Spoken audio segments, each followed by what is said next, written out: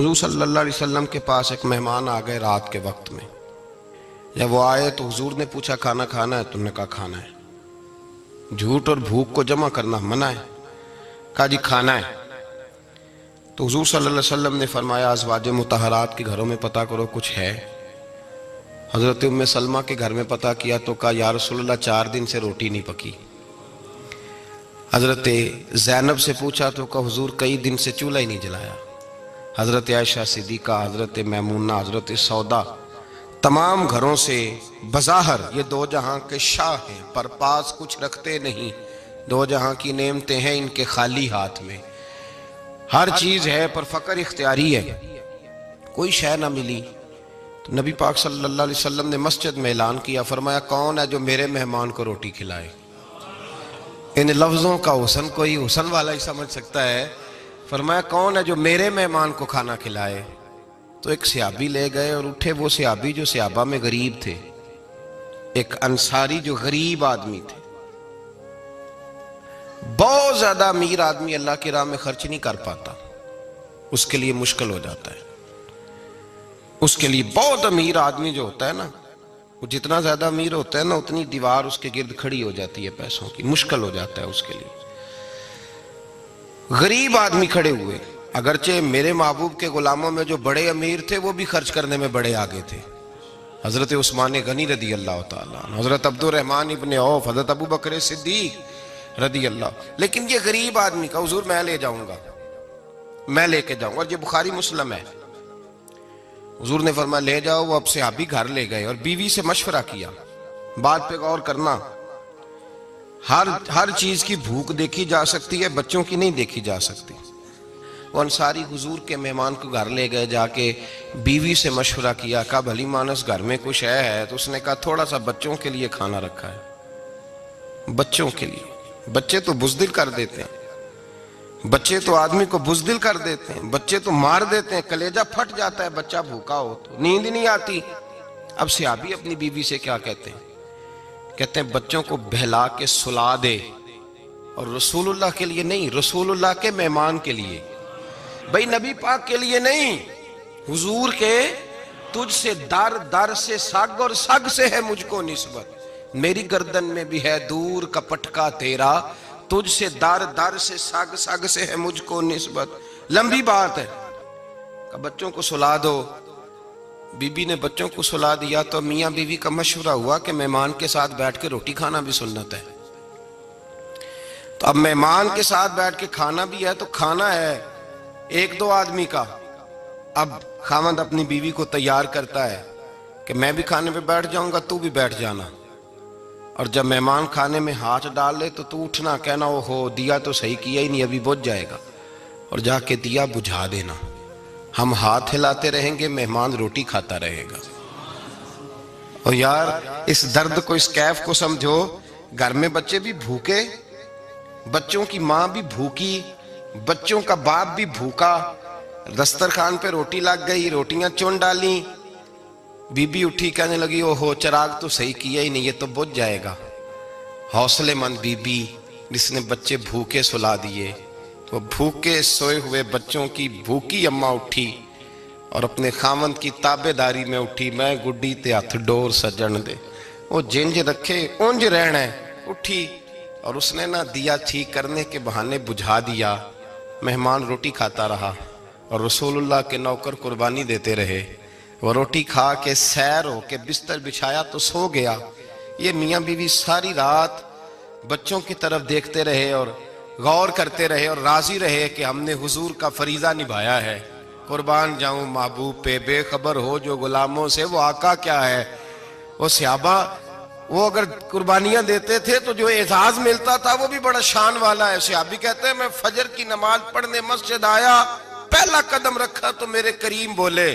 حضور نے فرمایا رات جو تو نے اور تیری بیوی نے عمل کیا ہے خدا کو بھی بڑا پسند آیا ہے، محمد مصطفیٰ کو بھی بڑا پسند ہے. اور پھر ایک لفظ اور ہے حدیث میں، ایک روایت میں کچھ جملے اور بھی ہیں. حضور نے فرمایا جب تو اور تیری بیوی رات مہمان کے ساتھ ایثار کر رہے تھے نا تو عرش کا مالک تمہیں مسکرا مسکرا کے دیکھ رہا تھا. رب تمہیں دیکھ کے مسکرا رہا تھا، رب تمہیں دیکھ کے مسکرا، تر دامنی پہ شیخ ہماری نہ جائیے، ہم دامن نہ چھوڑ دیں تو فرشتے وضو کریں۔ فرمایا وہ مسکرا رہا تھا کہ میرے بندے میرے رسول کی رضا کے لیے کیا کر رہے ہیں۔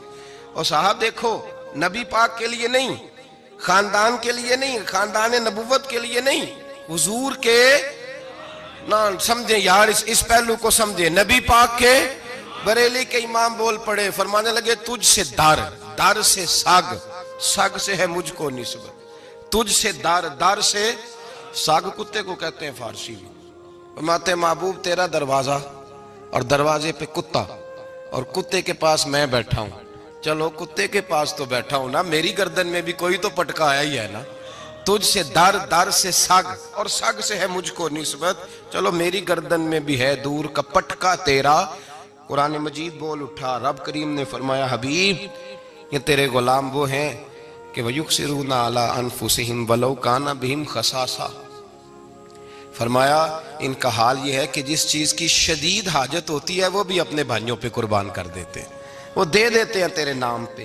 جب مکے والے مدینے آئے انصار مدینہ تو میرے مصطفیٰ کریم نے فرمایا نہ تمہاری نسلیں ایک ہیں نہ قبیلے ایک ہیں، لیکن تمہارا نبی ایک ہے، تمہارا رسول ایک، خدا ایک، کتاب ایک، تمہارا میری وجہ سے رشتہ ہے، چلو اپنے بھائیوں کے ساتھ احسار کرو، چلو احسار کرو۔ اگر کسی کے 2 مکان تھے تو اس نے ایک اس کو دے دیا جو مکے سے آیا تھا، 2 باغ تھے تو ایک دے دیا، کسی کے پاس ایک تھا تو آدھا بانٹ کے دے دیا، ہر چیز تقسیم کر دی۔ حالات بدل جاتے ہیں، حالات بدل جاتے ہیں، تلک الایام نداولها بین الناس، اللہ لوگوں کے درمیان دن بدل دیتا ہے، حالات بدل گئے، بڑا مال غنیمت آیا، بنو نزیر کا علاقہ فتح ہوا تو میرے رسول پاک صلی اللہ تعالیٰ علیہ وسلم نے انصار مدینہ کو اکٹھا کیا، فرمایا بھئی مال اب بڑا آ گیا ہے۔ 2 باتیں، یہاں تو اس طرح کرتے ہیں کہ میں ان کو کہتا ہوں جو مکے سے آئے تھے کہ جتنی تمہاری جائیدادیں باغ انہوں نے لیے ہیں واپس کر دیتے ہیں تمہیں، اور جو مال آیا ہے وہ بھی تم میں سے آدھا آدھا دونوں کے درمیان بانٹ دیتے ہیں، یا جیسے تمہارا دل چاہے، تمہارے مال بھی واپس کرتے ہیں اور جو وہاں سے مال آیا وہ تمہارے بیچ بانٹ دیتے ہیں، یا اگر تم کہو تو یہ مال ان کو دے دیتے ہیں مہاجرین کو اور تمہیں تمہارے مال واپس مل جاتے ہیں۔ حضور نے پوچھا انصار مدینہ سے، حضرت سعد بن معاذ، سعد بن عبادہ تڑپ کے کھڑے ہوئے، عرض کی محبوبہ میں تو ابو بکر کو جانتا ہی نہیں تھا، حضور مجھے کیا پتا عمر کون ہے، میں کیا جانوں عثمان غنی مولا علی کی عظمتوں کو، محبوبہ میں نے تو تجھے ان کی طرف مسکرا کے دیکھتے ہوئے دیکھا ہے، تیرا جلوہ دیکھا ہے، تجھ سے در در سے سگ سگ سے ہے مجھ کو نسبت۔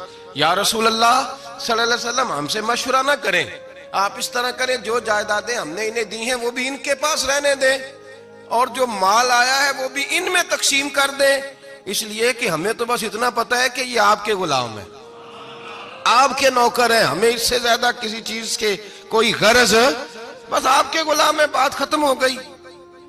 حضور خاموش ہو گئے۔ صحابہ کہتے ہیں دیر کے بعد ہم نے کہا فیصلہ ہونا چاہیے، فیصلہ پتہ کیا ہوا؟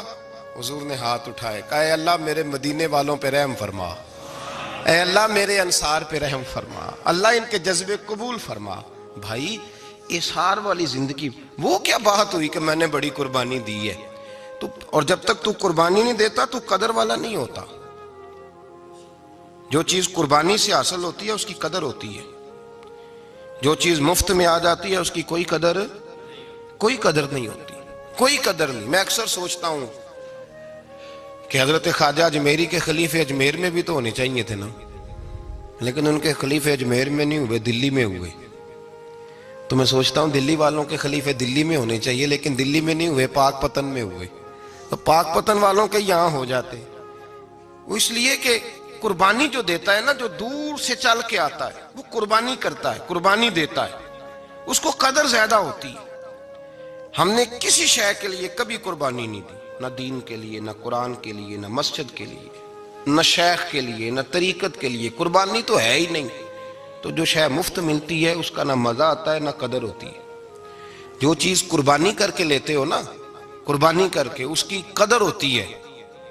کسی لیے کہا تھا کسی درویش نے، اس نے کہا تھا قدر نبیدہ ایک کی جانن، دنیا دار کمینے، قدر نبی دا جانل واگے سو گئے ویچ مدینے. ان سے پوچھو نا، ان سے پوچھو ان حضرات کو کتنی قدر تھی. قربانی اپنی زندگی میں دینا سیکھیں. ایک ہوتی ہے بندے کی ذاتی خواہش، اس کو کچلنا بڑا مشکل ہوتا ہے. قربانی بڑی ضروری چیز کا نام ہے، اور جو قربانی دینا سیکھ جاتا ہے وہ بچ جاتا ہے. کتیا 6 بچے جنم دیتی ہے لیکن قربانی نہیں نہ دیتی بچوں کی، تو ریوڑ نہیں بنتے، اجڑ نہیں بنتے. بکری 2 بچے پیدا کرتی ہے اور سال کے بعد ہزاروں بچوں، لاکھوں بچوں کی قربانی دیتی ہے، پر پھر بھی جدھر جاؤ بکرے ہی بکرے نظر آتے ہیں. جو قربانی دینا سیکھ جاتا ہے نا، یزید نے کوئی قربانی نہیں دی، اس لیے کوئی شخص بھی کھڑا ہو کے نہیں کہتا، حالانکہ 14-15 بیٹے تھے یزید کے، کوئی بھی کھڑا ہو کے نہیں کہتا میں اس کی نسل میں سے ہوں. امام حسین نے ساری قربانی دے دی.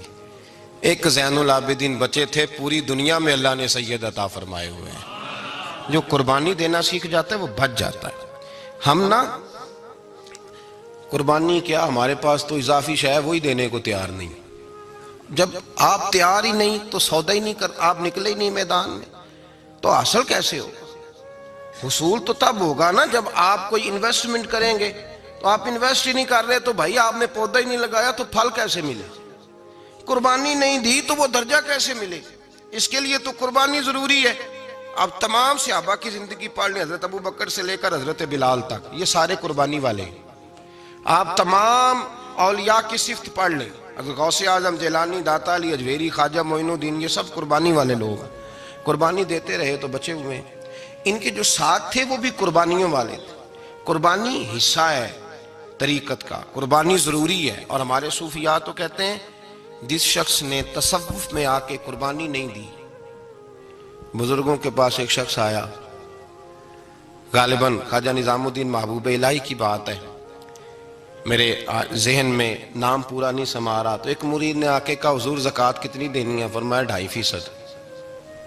تھوڑی دیر کے بعد حضرت نصیر الدین چراغ دہلوی آ گئے، کہا حضور اللہ کے راستے میں کتنے دینے ہیں؟ فرمایا 50%. ایک ساتھی قریب بیٹھا تھا، اس نے کہا پہلے کے لیے 2.5% کا فتویٰ تھا، اس کو کہہ دیا دے دے. چند منٹ گزرے تو حضرت امیر خسرو بھی آ گئے، کہا حضور زکوٰۃ کتنی دینی ہے؟ فرمایا جو ہے سارا ہی لے آ، تیری 100% ہے. تو وہ ساتھی جو قریب بیٹھے تھے اس نے کہا بابا فتوے علیحدہ علیحدہ ہیں. فرمایا فتویٰ ایک ہی ہے، بندے علیحدہ علیحدہ ہے. فتویٰ ایک ہی ہے، مجھے پتہ ہے کون کتنے دے سکتا ہے. وہ جس کو میں نے 2.5% کہا ہے وہ بھی جا کے حساب کتاب کرے گا، اس نے 2.5 بھی پورا نہیں دینا. فرمایا جس امیر خسرو کو میں نے کہا نا سارا لے آ، اس کا دل کرے گا میں اپنا مکان بھی توڑ کے لے آؤں. میں نے فتویٰ ایک ہے، بندہ دیکھ کے بات کی ہے. بھائی قربانی نہیں ہے، اظہار ہی نہیں ہے، جذبہ ہی نہیں ہے، ہمارا مزاج ہی نہیں ہے. لیکن نا یہ اب ایک تو شریعت کی قربانی ہے نا، یہ تو اس پہ بھی لوگ بڑا سوچیں گے، اس پہ بھی لوگ بڑا سوچیں گے. فتوے پوچھتے پھریں گے کہ جی میرے اوپر تو ابھی میں نے تو 15,500 قرضہ دینا ہے، دوں کہ نہ دوں، کون سی دوں؟ فتوے پوچھیں گے. دینے کی دفعہ فتوے پوچھیں گے اور لینے کی دفعہ چھٹی، جو آتا ہے آنے دو. کبھی لینے کی دفعہ بھی فتویٰ پوچھنا صاحب کہ یہ مجھے اتنا مال آ رہا لے لوں کہ نہ لوں. وہ لے لیا، قابو کر لیا. جب دینے کی باری آئی تو فتویٰ احصار کرے. اور احصار صفت ہے مسلمان کی، یہ احصار کرنے لگتا ہے تو بچنے لگ جاتا ہے، اس کا فائدہ ہونے لگ جاتا ہے. قربانی دینے لگ جاتا ہے تو بچ جاتا ہے. کسی نے کہا تھا سن اے مسلمان، یہ نکتہ فیض قرآنی میں ہے، عظمت و اسلام اور مسلم صرف قربانی میں ہے. اگر تو جینا چاہتا ہے تو قربان ہو، اپنے مزاج میں قربانی. اور ایک عیسائی اسکالر تھا امریکہ کا، صرف ایک حدیث پڑھ کے مسلمان ہو گیا، کلمہ ہی پڑھ گیا. حدیث کیا ہے؟ جنگ یرموک ہے. تو 7 صحابہ زخمی ہیں، چور چور زخموں سے لیٹے ہوئے، گرمی بڑی شدید ہے. العطش العطش، پیاس پیاس پیاس پکارے ایک صحابی. ایک آدمی دوڑا دوڑا آیا، پانی کا برتن ہاتھ میں ہے، اس کے منہ کے قریب پانی کیا تو قریب ایک اور زخمی نے کہا میں بھی پیاسا ہوں. زخموں سے چور چور شخص نے، میدان میں پڑے ہوئے آدمی نے کہا یار پہلے اسے پلا دو، وہ زیادہ پیاسا ہے. وہ کہتا ہے میں جب اس کے پاس گیا، اس کو پانی دینے لگا تو ایک آدمی قریب سے اور بولا یار میرے تو زبان پہ زخم ہے، دوڑ کے آؤ، بڑی پیاس ہے۔ کہتا میں نے پانی کا کٹورا اس کے قریب جو کیا تو چوتھا بول پڑا۔ اس نے کہا ادھر لے جاؤ یار، میرا گزارا ہو جائے گا، کام چل جائے گا۔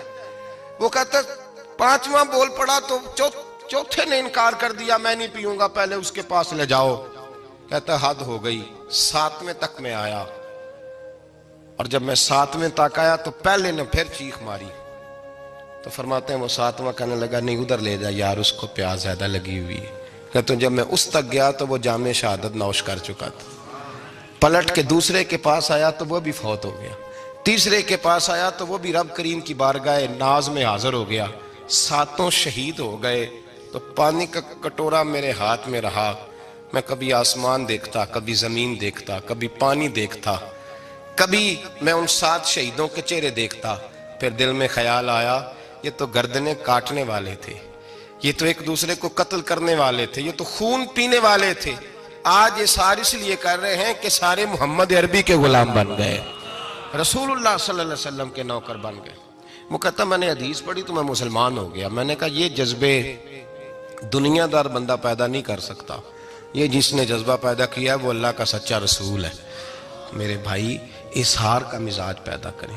قربانی تو نہیں رہی معاشرے میں، اظہار ہی تو نہیں ہے۔ ہم روایتیں پڑھتے ہیں، سنتے ہیں، لیکن آپ یقین کریں پنکھے کے نیچے مسجد میں کوئی دوسرے کو جگہ دینے کو تیار نہیں۔ پھر پنکھا ہے نا چل رہا ہے تو کوشش ہے کہ مجھے عین اس جگہ ملے جہاں پنکھا چل رہا ہے۔ اتنا بھی اظہار کرنے کو لوگ تیار نہیں، اتنا بھی۔ اور درجے بڑے بڑے لینے چاہتے ہیں، بڑے بڑے درجے۔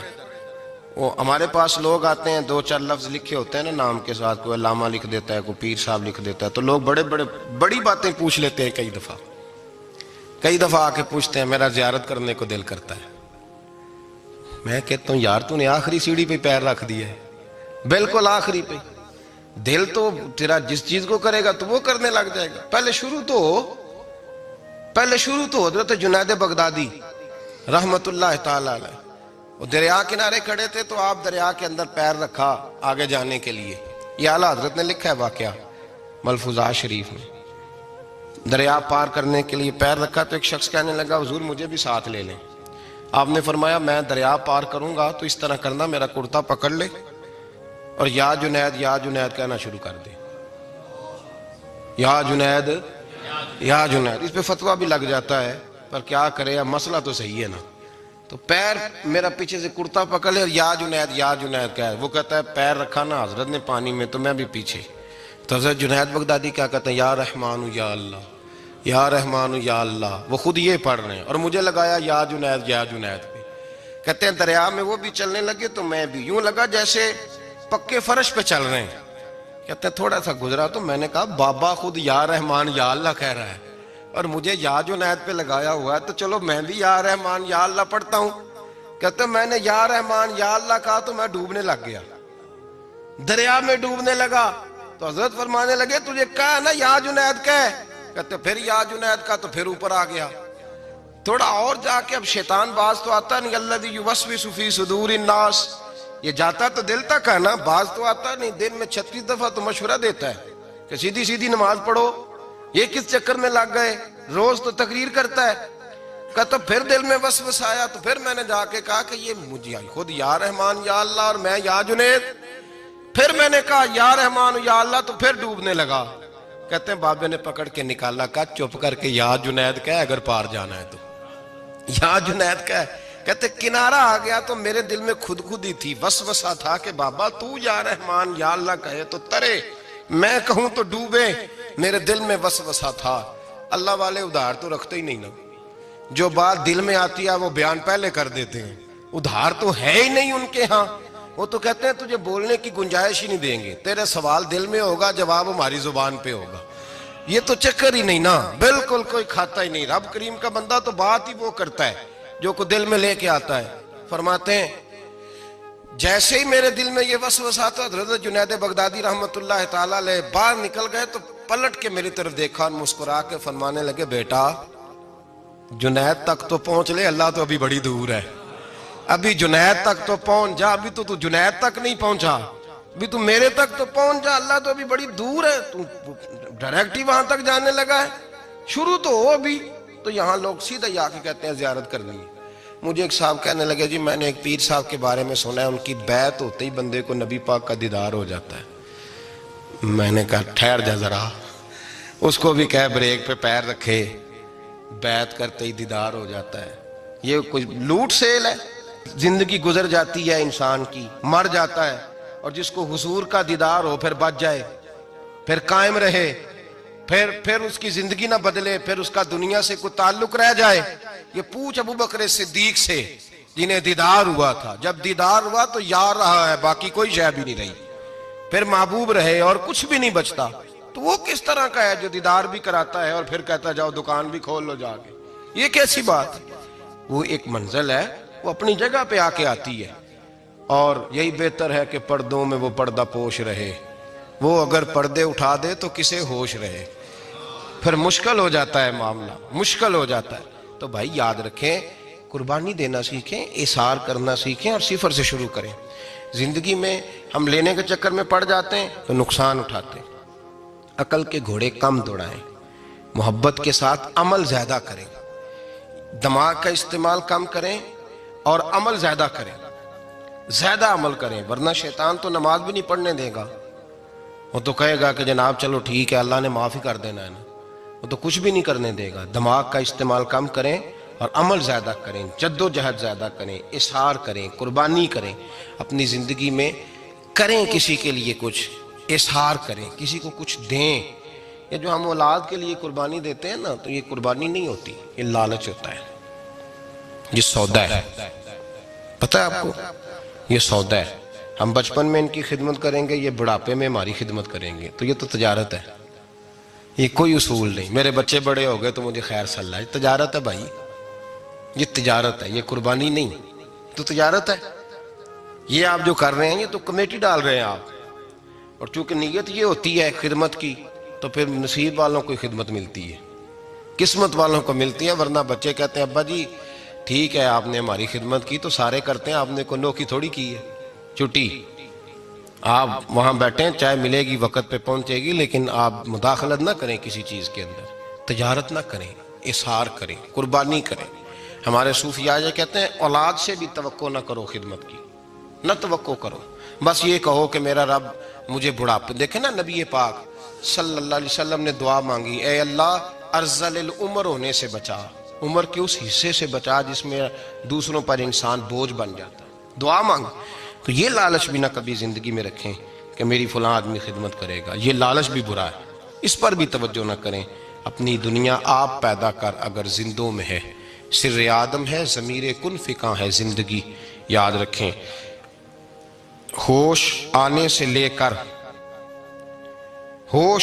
لے کر اپنا یہ ذہن بنا لیں کہ میں آج سے اپنے آپ کو خود چلاؤں گا، میں سایہ دوں گا، بھکاری بن کے کبھی کسی سے سہارا مانگوں گا نہیں، سہارا دیں، کسی کے لیے قربانی دیں، اظہار کریں، جد و جہد کریں۔